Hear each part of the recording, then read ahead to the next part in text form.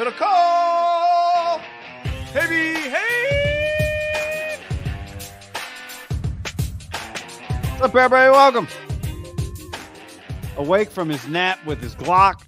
That's John. I'm Guy. It's great to have you. This is live on YouTube. If you are listening to it, there's video of this. If you're watching on YouTube, great. Subscribe to the channel. We appreciate it. Like the video. Check out our podcast down in the description below. If you are listening to this podcast, there's a YouTube link in the description. You can go watch the show whenever you want. Put those away, Chuck. I don't have to suspend you for 2 shows. Indefinitely. Sneaky. Indefinitely, sorry. Mental break, just to get your mind right, get your mentals right. Yeah. Gotta get our mentals. How do you feel if you're Nike and you see Ja with this? Nike gave him a few weeks ago this humongous necklace with the personalized logo, which is his logo. Not great. The video is just shirtless, the logo and the gun. I don't buy a lot of basketball shoes. I actually don't even own any now. But I always read that Kyrie pushed a lot of product. And they booted Kyrie to go to this guy. Kyrie, say what you want about him. Some things have aged better than others. But his shoe moved. Like, is John Moran ever going to sell Kyrie shoes? I'm going to doubt that one. You know who else sold shoes? That's separate from the guns, just in general. So the two of the biggest shoe sellers in the last few years is Kyrie for Nike. And I don't know. I don't really. Kanye for Adidas. Oh, yeah. They're sitting on like $1 billion of dead stock. They actually might sell like $500 million. They got like 550 million of Kanye's that they might sell that like are unlogoed or something. I don't know. But they've got all this money invested in Kanye. I didn't know what Kyrie's shoe, like I couldn't point them out of a lineup if you walked by me. I knew what the Yeezys looked like, and you saw them. Yeah. Right? Yeah, it was different markets, right? The Yeezys were lifestyle shoes, but the Kanye shoes, I mean, the Kyrie shoes it felt to me like overtook the Steph shoe as like the shoe of the 8-year-old basketball player. Yeah. And I think what I think ultimately Steph was always shooting for, it's closer to a lifestyle shoe than like the LeBron boot. You know, they look like a fucking ski boot. LeBron wears a moon boot. I know. I mean, Kyle wore the Yeezys for a long time. All his little cronies did. Nobody asked Kyle, will you still be wearing Yeezys, Kyle? Can't hide money. No. As Mike McDaniel said, not trying. I grew up poor. I mean, weren't Yeezys like $400 or $500? Or they were that expensive. Much? Maybe $3. Yeah. Maybe resale market they got more expensive, but yeah. Yeezy's a real design. Like he's actually a designer. Yeah. So anyway, hey, if you are watching or listening to this, there's some content, fresh content on Monday that is up right now. Just went up on the YouTube channel that is not part of this podcast. Yes. Brock Purdy surgery. Robbie Gould says his goodbyes. Robbie Gould plays hardball with Parag Marate. Those 2 videos. So the latest on Brock surgery. If you're listening, you want to hear our take on that, go to the YouTube channel. That video is up.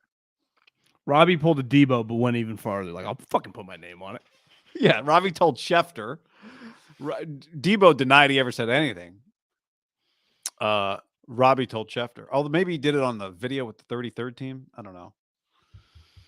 But I don't even get the 33rd team. What's going on there? Do you understand that one? No, we should ask our boy Tannenbaum. I initially thought it was just like an internal. Somebody told me, I don't remember who, like a former player.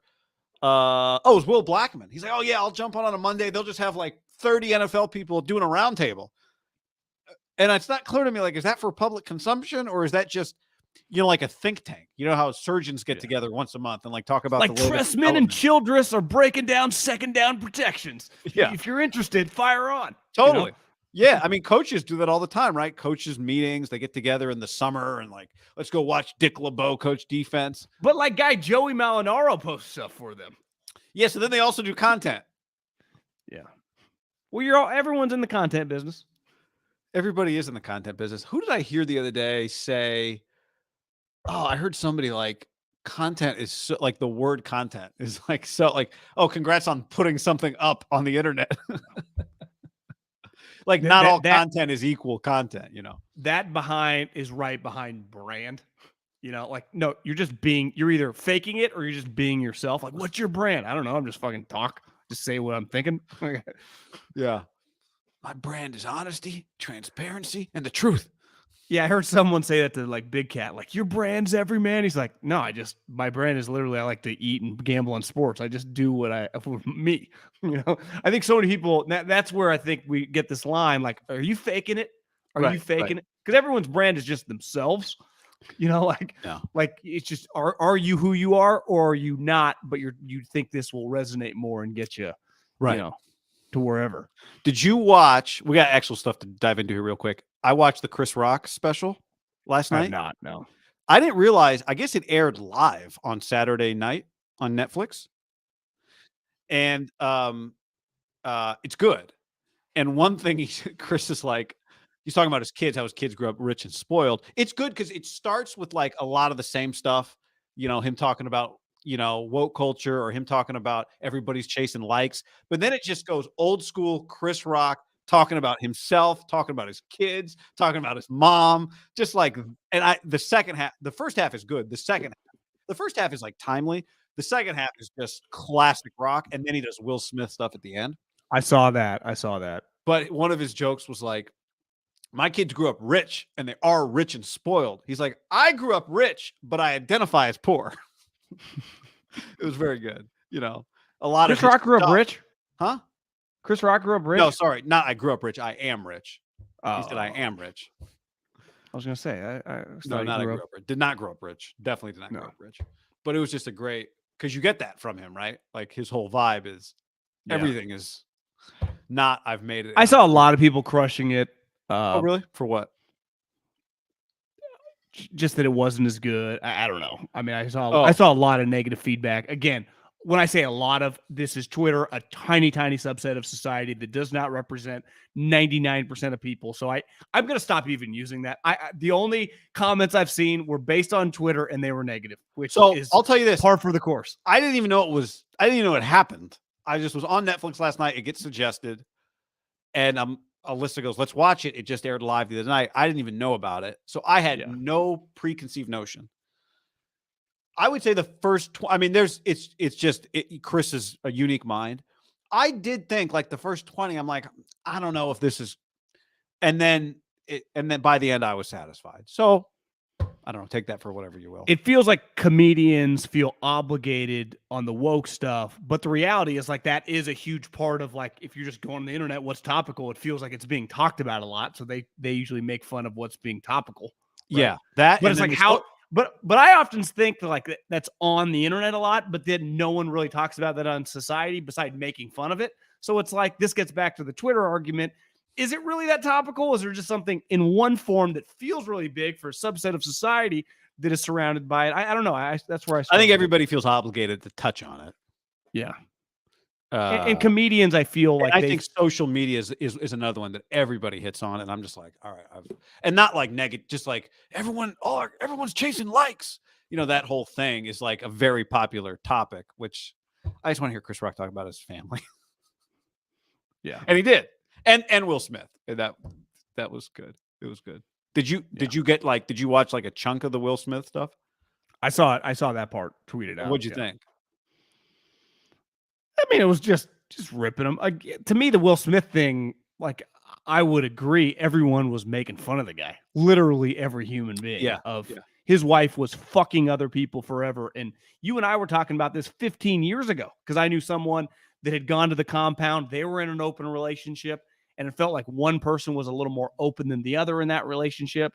So it was just, I always struggle with these things that are just like wildly accepted and then they become controversial when everyone's been talking about it for 20 years. And that's where I feel the role of comedians is to talk for everyone that feels like I don't even want to bring this up. It's not even worth it for me in my space, but like they actually speak what everyone's thinking. I also think what you had heard under the radar, like even if it became more and more kind of known, the Will Smith thing, but I wonder, maybe that's a bad example. Maybe everyone did know about Will's relationship. But like you said, she interviewed him. Like they openly talked about it. You know, like what the fuck? I know. All right, John, let's get to the news of the day, which is that the Saints found their man. That's what they tweeted. Derek Carr going to the Saints. Going to the Saints. $70 million guaranteed. I think you just told me his second year dead cap numbers, almost $60 million. So that essentially assures that he's not going anywhere. What was the total value? Was it like 140? 150. 150 total value of the 30, deal. the average per year is 37.50. He's basically signed the same contract multiple times now, right? The Raider guarantees were like 65 and 70 on his last two deals. Yeah. So you can make a lot of money not signing the Patrick Mahomes or Josh Allen contracts if you get enough contracts, and that's what he's done. Well, and when you do that, he got another no trade clause, which if you're going to sign these quote unquote team friendly deals, because it's not a crazy amount of guaranteed money when you see the money Kyler and some of these guys got the last couple of years, not even counting Deshaun Watson, you could easily be moved, right? And he keeps getting these no trade clauses, which ensures that they're going to have to cut him, right?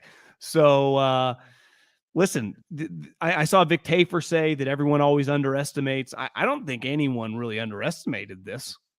The value. I think if you're talking about the value. I think if he would have got 130 guaranteed, yeah, that would have been crazy. But $70 million for a guy that had options and is an immediate starting quarterback who's durable, who's been productive, who's a high character guy, who's a smart football guy in terms of like, it's not difficult for him to learn your offense or whatever.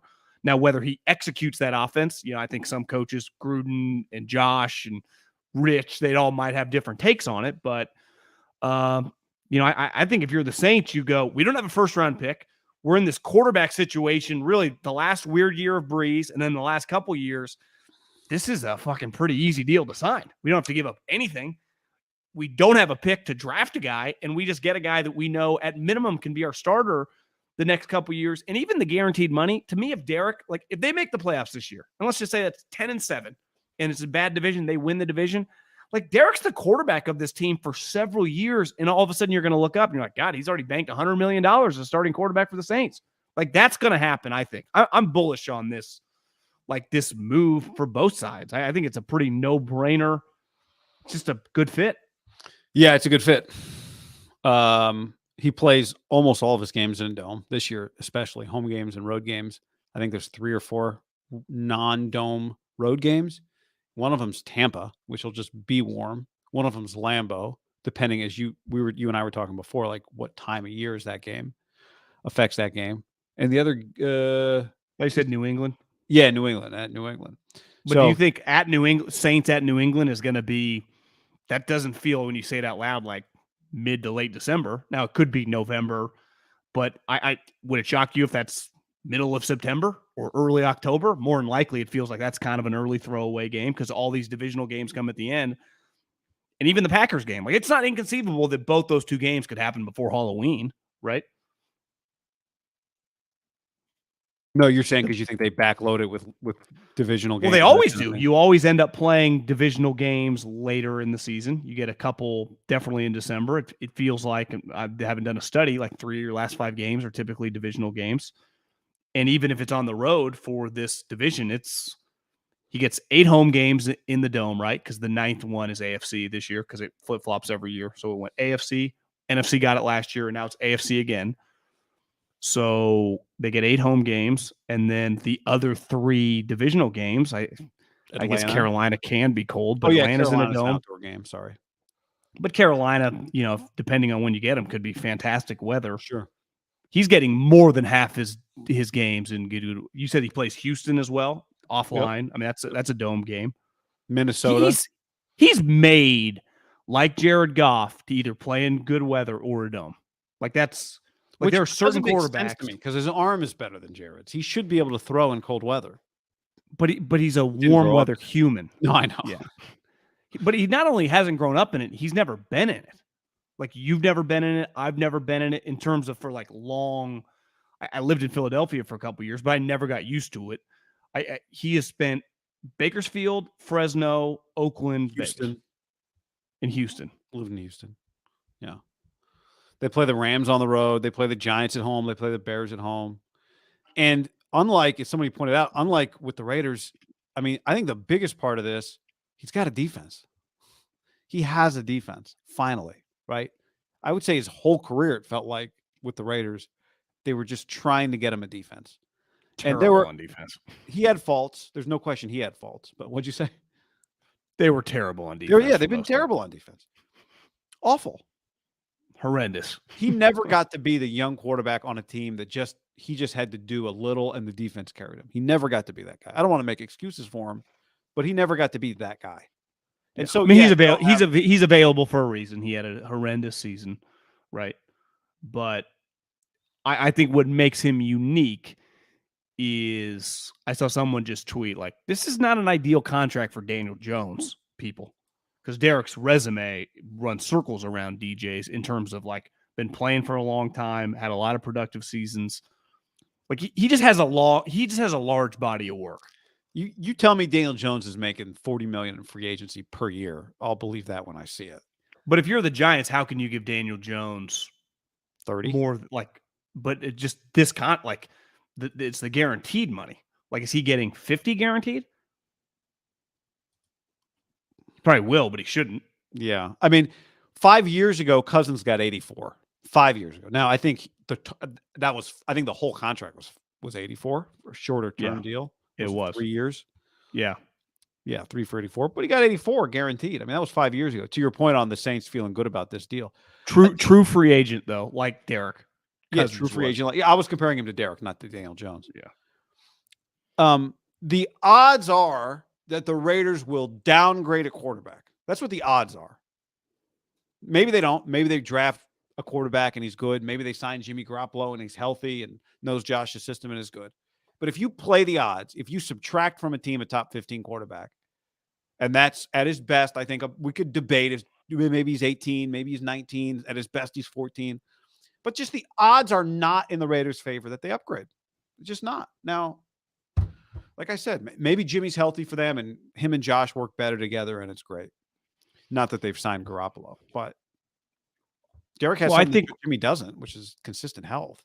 Well, he's durable. I think the question is, if Cousins had been available and Derek was available, would Cousins have more offers? Like Cousins is viewed today as a better player. Correct? I think he would, yep. And it's weird because Derek has had stretches and moments where he is Cousins equal and better, right? But then I would say his lows tend to be really low. And that's the thing with Derek. And, I think his contract reflects it, why people weren't lined up to give him. If his highs were much higher and he was more consistent, I mean, what is he getting today? $140 million. Yeah. So this contract reflects the player. But if I tell the Saints right now, the next 2 years, 20 wins, 2 playoff berths, they're like, fuck, that's a deal of a century, right? If he can be our starting quarterback over that time, we can win 20 games, average 10 games a year, and multiple times be in the playoffs. That's worth it alone. And to me, once this deal's signed, I think all the pressure goes on the team and / him. And you could argue more like the team is the team, right? Their defense has been good. They've had holes at quarterback. Like it's pretty well established these last couple of years. They've won 16 games, a little better, obviously, with Peyton last year, kind of got a little momentum toward the end. I think there's tangible pressure on Derek to kind of like, who'd I see say this? Robert Saleh. Did you see him at the Combine say that he thought Derek was a lot like Stafford about been in one place and could go somewhere and really like have a positive spin on his career, the way people view him and talk about him. I was like, you and I have talked about it. Stafford was a much better player in Detroit over his time when Derek was there and a much more highly valued guy around the league, and immediately equaled that, leading a team to Super Bowl, and was like through 45 touchdowns. Like it was not even comparable. But I do think Derek can have one of those, like maybe it was the Raiders and he could have a couple years, 5 years, 3 years, whatever, a stretch here where a legitimate Pro Bowl level player. He's one of the better quarterbacks based on resume in the conference. I mean, if Rodgers goes to the Jets, who are we talking? Dak, Cousins, Jalen. Niners don't have a quarterback. Kirk. Stafford's injured. Cousins. You said Cousins. Yeah, Brady's gone. It ain't Burrow, Mahomes, Herbert, Josh Allen. Kyler. Who's injured. Yeah. Yeah, I mean, the NFC South, and somebody asked in the chat, Daniel Jones, favorites. To your point, like it does set up for there to be a lot of pressure on them because people are going to pick them to win the division. What's crazy about the NFC South is they have 3 teams that felt like they won 5 games last year, or 4 games that won 7. The Well, they got Saints. good the Saints and the Panthers have a good defense. The good news for the Saints is they finished 3rd, so they get a 3rd place schedule. But what was there? They were 7-10, correct? 3-way tie for 7 and 10. That includes the Bucks. No. The Panthers, Saints, and Falcons were all 7 and 10, and the Bucks were 8 and 9. Probably a little more competitive than we thought. You're right. Yeah. Now, not high end, but this is why there's going to be all of them were negative net points on the season. But this is why there's going to be a lot. There are going to be high expectations on them. It is going to feel like, like 8 and 9 is not going to feel good. You just won 7. Oh, God, that right? 8 and 9 is a disaster. So there's a lot of pressure here now. It's for sure. As there should be if you're a good quarterback, right? Well, if I told you that Cousins was on the Saints or Dak Prescott was on the Saints, and Derek, I would say up until last year was considered like in that group behind him, you're going, that's a playoff team. That's a lock playoff team. Like that's just a team that's going to win double-digit games. And I think Carr, this goes back to the conversation of like, what if he just has a 30 touchdown season, high level guy, and they win 11? I think he would get a lot of credit. He is everything that people tried to say for a long period of time. He's a lot better than everyone realizes. It's the Raiders. It's their dysfunction. Saints, same GM for a while. Dennis has been there, for years as assistant coach. They have the infrastructure of all the assistant coaches that have been there under Sean Payton. The division sucks. I mean, I think that's a huge element here. He's going from having to play. He's never beat. No, I guess he has beat Mahomes, but he's lost a lot more to Mahomes than beat him. Yeah. And Sean Payton, Herbert, Mahomes, and Andy. But even Denver, when they've been weird, have beat the Raiders. Because they have good defenses. Right? Yeah. It's a dramatically better division. For him to be in, yeah. Doesn't choose the Jets. Did the Jets not choose him? Maybe. Also, I don't know. I mean, if you're the Jets, you wait as long as you can if there's a chance you get Aaron Rodgers. Yeah. Now, they also, per reports, believed him to be a future Hall of Fame, first ballot Hall of Fame quarterback. That might have been a little bit of bluster.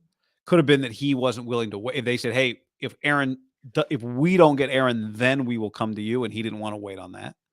It could be that he just thought New Orleans was a better fit for him, which, I think the Jets are an interesting team in terms of they do feel a quarterback away also. But here's one of the parts about the Jets we haven't talked about is if you take the Jets job and you're Rodgers, no one says a thing. But if you're Derek, does Zach just sit there and be your backup quarterback and not let it get weird? It could get weird, right? You just got this guy who was just their number 1 quarterback draft pick sitting there. I think it's weird the moment you get there just with him around.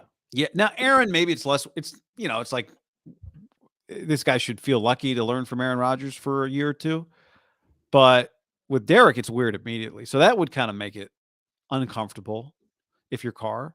And you've worked, Dennis. Dennis only lasted 4 games his rookie year, but he knows the guy. Like he has worked with Dennis Allen, right? He has some ground to kind of build off of.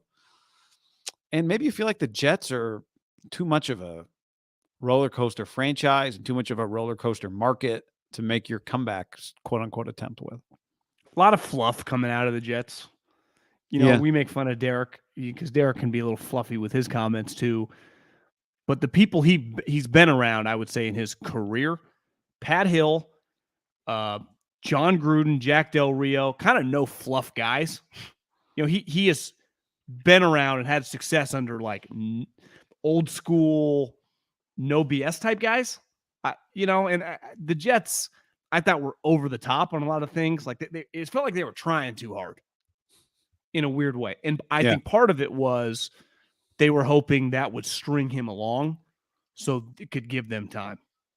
Where the Saints aren't really a fluffy organization. Nothing came out. They met with him first. And I would say their actions, they were pretty serious about it. Like, here's your contract, man. And honestly, what if they put it out like this is a 48-hour deal, take it or leave it? It's a pretty good deal. Because that's if I was the It's Saints. the deal you've been signing with the Raiders. Yeah, but just in general, like, would the Jets have paid him that? Like that's kind of his deal right now, coming off a bad season. Yeah, yeah. I mean, I guess if you could try to get two teams into a bidding war, but the problem was there are other options out there for teams, right? He's not the only quarterback on the market. I think the Saints got lucky that the Colts have paid a shitload of money to older to veteran players, younger and older, in Matt Ryan, Carson, and it not worked out well. So it feels like they probably stay out of that market. Yep. And the Panthers, I think I saw Rap Sheet said that don't dispute, like, they are sniffing around Rodgers. If you're David Tepper, Derek's better than the guys they've gotten, but they have kind of gone down a similar road, little patchwork. I do think Derek's better, obviously, than Baker and Sam, but let's either draft a guy or go for a huge whale instead of kind of being in this middle spot, where I think the Saints are going, we don't mind being in the middle spot if this guy is the 14th best quarterback and our team's ready.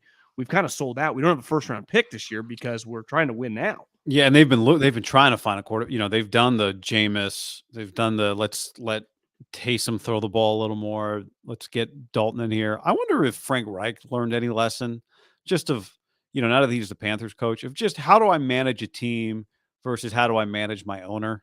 He put himself on the line for Carson Wentz and Matt Ryan, and not winning cost him his job, but it partly cost him his job, right? Frank Reich was the guy that was going to save Carson. Frank Reich was the guy that wanted Matt Ryan when the owner, from everything I've heard, wanted to play the kid from Texas. Like, he thought that. Now, that was obviously the wrong decision also, but there was no right decision to make, though. No, there was no right decision there. I just wonder if Frank, if any part of him is like, year one, if I'm not getting an elite quarterback, why am I telling my owner this is the path for us, as opposed to let's draft a guy or do whatever and just take our time here a little bit.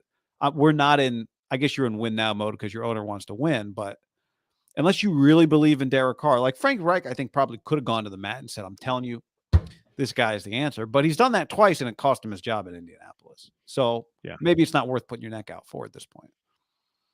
I would agree. Because that would have been a fit, right? Like, if he was the coach in Indy, you'd go, God, this seems to make sense. Not that they haven't crossed over anywhere, but it would seem to make it that they would be a match. But it's a lot of money. It is. I mean, if you're one of these teams, I mean, the Saints, they have mortgaged these last 12 months to try to win right now. Where I think, the Panthers have tried that, backfired. The Colts have tried that, backfired. Easier to kind of take a deep breath, where the Saints are in it right now. Like, they don't have the 10th pick in this draft. So it's like, whoa, Dennis Allen's fighting for his job. Mickey Loomis has been here a long. Like, Mickey doesn't want to lose again. Yeah. Probably. Yeah. I think it just fits too, like his personality, the city. I think, one thing I was thinking, religion, the way college coaches act in the South is a lot different than they would act in the Big Ten or, at USC or UCLA or Oregon. It just wouldn't work. Yeah. It works in the SEC. Yeah. Just like Dabo works at Clemson. Dabo would not work at UCLA the same. It would just wouldn't with, the fan base. I think Derek's faith in that area in the South, pretty good fit. I think it's a good point. I agree. Also, if you're the Saints, not that, I mean, quarterbacks, you don't really have a problem with it, but, it's a pretty lively city. I mean, Derek was in Vegas. I mean, he's got like 7 kids. Yeah. Yeah. And you get a guy, like, if you're them, you kind of get the best of both worlds. You're like, we get a guy that when he plays well is pretty good. A lot to fucking prove. This is kind of it. When I mean, like, it to prove his reputation. Like, I'm not saying he wouldn't get another, like, if he fails this year, he couldn't be a starter on another team in a couple of years. But my point is, like, it's kind of all here right now. Well, it's his chance. Because we saw it with Wentz. You would have been like, oh, this isn't it. Well, it can be it fast in the NFL. Yeah. Yeah. It really will. I think those of us that watched every game of the Carr Raiders era understand that everyone collectively played their part in making it not work. But he does have a chance to kind of rewrite the way we view the last, whatever it was, 8 years of him and the Raiders. You know, I just think the they're society we running live out in of is very, what's that? it's just very, what have you done for me lately? Because 2 years ago, he was like the savior, led him to the playoffs. I think that's just the Yeah, world but we live in now. I Last year was know, but pretty I ugly. would say Derek and the Raiders has been kind of one of the longest running hot topics of the NFL. Is everyone's had a take on Derek one way or the other. Is it him? Is it not his fault? Is it the organization that brings him down, or does everyone make excuses for him? I think like it's been one of the NFL's just big storylines. Maybe not the biggest. I mean, there are bigger, but I think everybody that watches football on a regular basis has a Derek Carr take. Like, is it him or is it them? And we're finally going to get some answers on it. And maybe it was both, but he's got a chance to make them like. How many teams let a quarterback who's going to get 70 million guaranteed just leave as a free agent? Yeah, I mean When the he's football under team did it, contract, and like he became a the free agent because they cut him. well, the football team did it and it backfired. Cousins won that one, right? Yeah. Because if you wanted to say right now, it's 50-50 Derek Vegas, or just the Raiders, Oakland/Vegas, right? Because he was both. Like, okay, well, we're about to see which way that skews next year. Because did you see? I missed this. I didn't realize part of the NFLPA, they also gave the coaching staff. Somebody tweeted at me or at us, I think. I didn't know that either. That the Raiders were the lowest graded team in the league. Now, I do believe that there are probably a comment section, which a large percentage of players, boom, boom, boom. And there are a couple guys that are hot, leave a fucking comment. And this comment was basically like, Josh McDaniels does two things. Keeps us way longer, which doesn't equate to execution. And two, doesn't listen to anything we say. So this notion, if John Gruden had been here, given the way it had been trending up a little bit, you'd feel much better, like maybe that he can figure something out. The Raiders might just have a coach who's not a head coach, and that could just be an utter disaster. And then when you also factor in, like, okay, if they don't get Rodgers and they end up with Jimmy Garoppolo, I watched some of McDaniels with Florio and Chris. Like, they set up a little booth at the combine. Some of the coaches came by, and because Chris knows him, because remember, for like a year, Chris was a backup quarterback for him in Denver, and then was a quality control guy for Josh. So Josh was in, kind of a playful mood. Is that like Josh might suck, but Josh mentioned, like, yeah, we have one quarterback under contract right now, and his name is Chase Garbers. So yeah, we got a lot of moving parts right now at that position. We obviously are probably going to get a rookie and have a veteran guy. Could be Stidham, but like, it's not out of the realm of possibility. It's like Stidham and CJ Stroud or Will Levis is their quarterback situation next year. And for as good as Stidham was, that one game against the 49ers, like, he started like 2 games in his career. I know. Which actually, listening to Josh, made a little sense. Like, by that time, they knew Derek Carr was not going to be on the team next year. And Jarrett Stidham was a free agent, and Josh had always liked him. He had never played in real games. You might as well start him. And you and I had talked about it when they made it. Wasn't a crazy move for a tryout to get a look at a guy that Derek's not going to be on your team. Sorry, did you just say this? The injury guarantee on Derek, which you didn't want to have trigger. Yeah, that for sure. But, like, is that enough to just re-sign him and have him potentially be your starter if the rookie's not ready? Like, that's pretty crazy.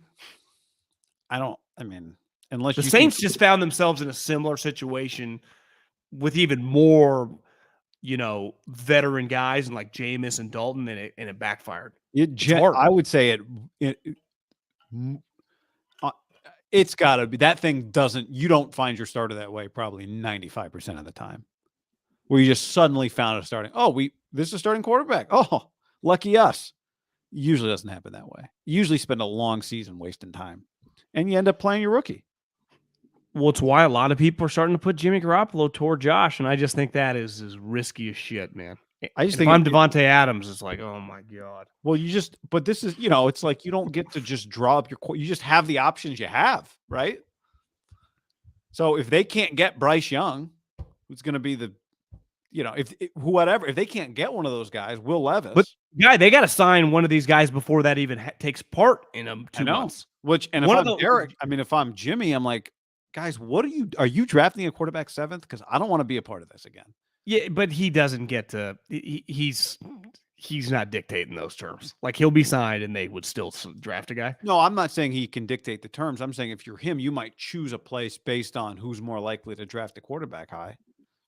But a lot of places that would like him would still take a quarterback. Have the pick. Yeah, New Orleans is actually ideal because they don't have that pick. Well, like Carolina could easily sign Jimmy and draft a quarterback. Yeah, I think wherever Jimmy goes, a quarterback's likely to get drafted if he goes to a team picking in the top 10. And I think specifically with the Raiders, though, even if they take a guy in the top 10, Jimmy Garoppolo will be their starter because he'll know Josh's offense. And just like Kyle, it's just going to be the easy thing to do, and everyone's going to like him.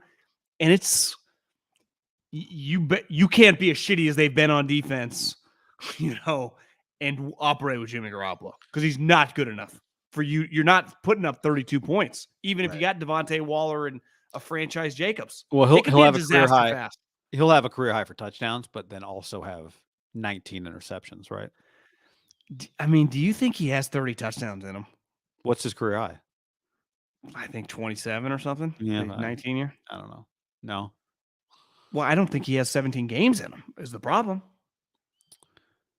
Jesse says Raiders need to tank for Bo Nix in 24. The other problem for the Raiders is they so badly need to win that they can't actually do a rebuild and a reset and just go, you know what? Caleb Williams is the answer.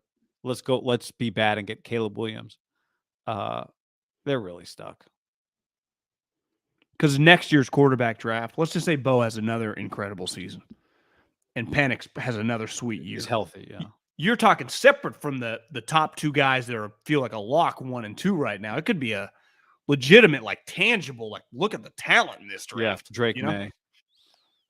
Guys with stats, physical abilities, long careers playing. Next year could be a real quarterback draft of this guy's a 3-year starter, this guy's a 3-year starter, this guy's throwing all these touchdowns, this guy's accurate. It's not, he can run fast, but he's not accurate. Yeah, this guy's been in trouble, 1-year starter. This class could be pretty incredible from just on paper, right? Right. They started, they played, and yeah. It just feels like they check every box. Yeah. Accomplishments and talent. It's Will Levis is big, strong, and he throws hard, but he doesn't win and doesn't throw that many touchdowns. Anthony Richardson, he's 1-year starter, didn't go well. Big, strong, fast, though. A lot of that worse going on right now. Every game as the season progressed. Will Levis says he has the strongest arm ever. Is that what he said? Of any combine or something? He had some comment. But he didn't. Yeah. How about Jordan Addison's 40 time? Wasn't Not the second slowest of a player his size at the combine or something like that? Not good. Anything else on this? I just think that this to me is a fun part about a breakup when it's been really, really polarizing. Yeah. And ultimately Tom and Bill broke up and you could give Tom the upper hand. And Bill goes, I still got fucking 6 Super Bowl rings. And I got 2 other ones with Parcells where my game plan's in the Hall of Fame. So yeah, you can talk shit about me. My fucking resume is still better than every goddamn coach who's ever done it. This one's more of who actually was the fraud? And maybe they're both. Is it crazy that they both could not go well? They both could not go well. That's true. I have a harder time seeing the Raiders being a playoff team. And I do think there's a pretty direct path for the Saints to be right in the mix when you look at the NFC to be a playoff team. How could you pick the Raiders right now to be a playoff team? They don't have a quarterback. Their coach is not viewed positively. Their defense sucks. F- for whatever it was. And their conference, think about the teams that didn't make the playoffs this year. The 9-8 Steelers, the 8-9 Patriots, the 7-10 Titans, the 7-10 Browns. The Jets somehow got the 7-10. The teams that didn't make the play, the fact that Tennessee and Pittsburgh didn't make the playoffs this year, and New England, those are 3 perennial playoff teams in the AFC that didn't make it. Right? Who didn't make it? Illustrates how difficult the playoffs is, just as much as who did. Miami's in the mix, right? Yeah, Like, Miami made it. Baltimore made it despite the fact their season was a disaster. It felt like a quarterback. I mean, the Jets are a quarterback away from being an 11-win team.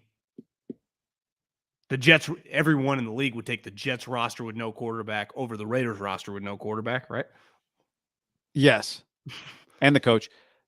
And now it's going to be very difficult for Denver to be as big of a disaster as they were last year, even if Russ is an average quarterback now. Cincinnati now is established. You basically have 3 double-digit 12-win teams in the AFC every year, barring something going wrong, right?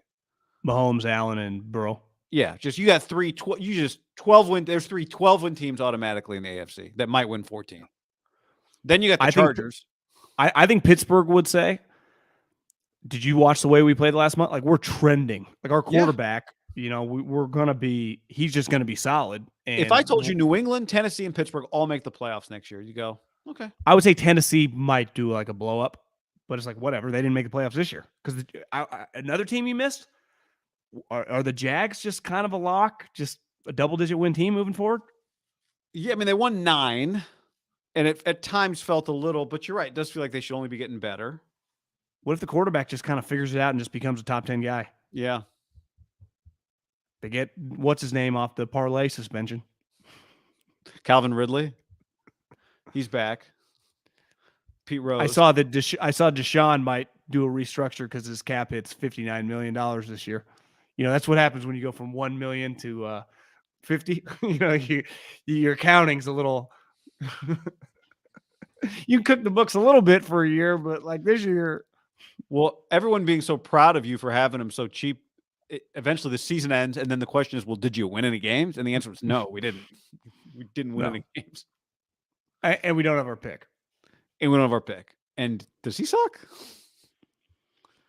Who has their pick? Oh, see, Houston. I was trying to think because Houston, like, do the NFCs have double picks? Because obviously Seattle gets a double dip this year.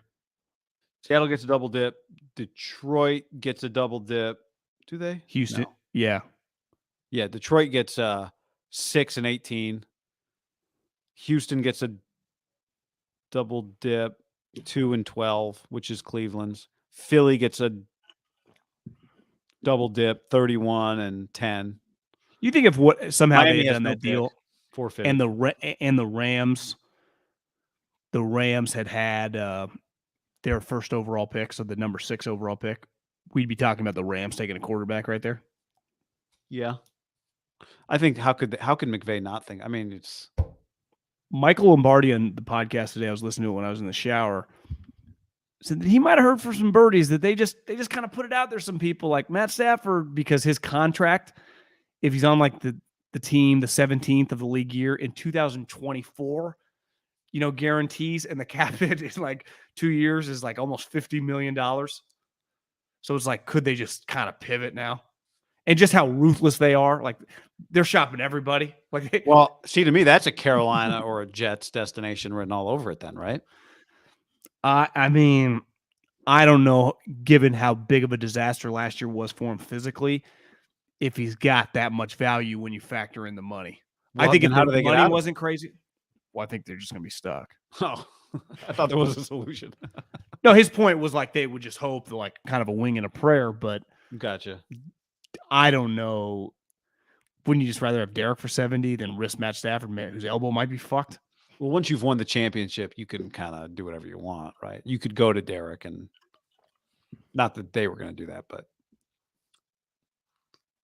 I mean, maybe they draft a quarterback in the second round if they're at the top of the second round.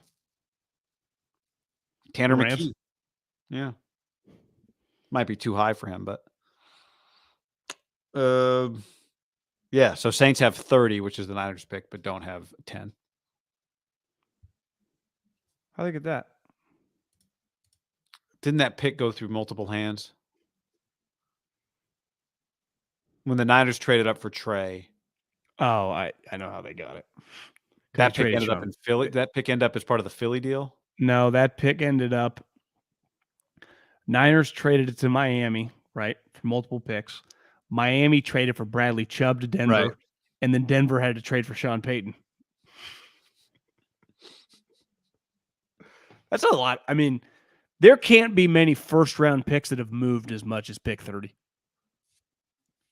3 different, if you count the 49ers, the Dolphins, the Broncos, and the Saints, 4 teams have had a piece of that pick. What about the pick? Well, I guess not. Did the Eagles trade their own pick to get Bradford that year? Yeah, something weird happened. I feel like that pick had been around a little bit, but listen while you get your lifts in. Appreciate it. Thank you for the support. All right. Anything else, John? So the Niners essentially traded for Sean Payton? Once upon a time, wasn't that a conversation? Well, Remember that? Do the list of like, it's Tyreek Hill, Bradley Chubb, Sean Payton. How does Trey Lance ever live up to it? I don't know if you can. Get in the mailbag. Somebody actually, there's some good mailbag questions, Trey Lance related, that we'll have to get to at some point soon. So go get in the mailbag. You do that by going to the Apple Podcast, leave a review, 5 stars. We appreciate it. And leave us a question. That's how you get in the ham mailbag. I feel a lot of people on social media just yell at each other back and forth about Trey Lance, people being too mean or people not being optimistic enough. It's like, guys, what are we even talking about? Well, somebody there, I'll give you a preview. There was one for the mailbag, a really good question. Actually, a really good, multiple good comments. And as you're reading it, you're like, this person hates us. And then at the end, they don't. They just, we encourage people to talk to us like we talk to each other and to you, which is, you're fucking around. And sometimes it sounds like you're being mean, but you're not. But one of the points was, you guys don't even talk about Trey anymore. So disrespectful. So I have a feeling we'll be talking about him again. We are talking about him again. We'll see how Friday's surgery goes for Brock. But for more of our takes on that, check out the YouTube video we did. He's a starting quarterback till they sign Jameis Winston in a week. God. That would feel like a step back to 2000 and just let it rip. See what happens. All right, later, y'all.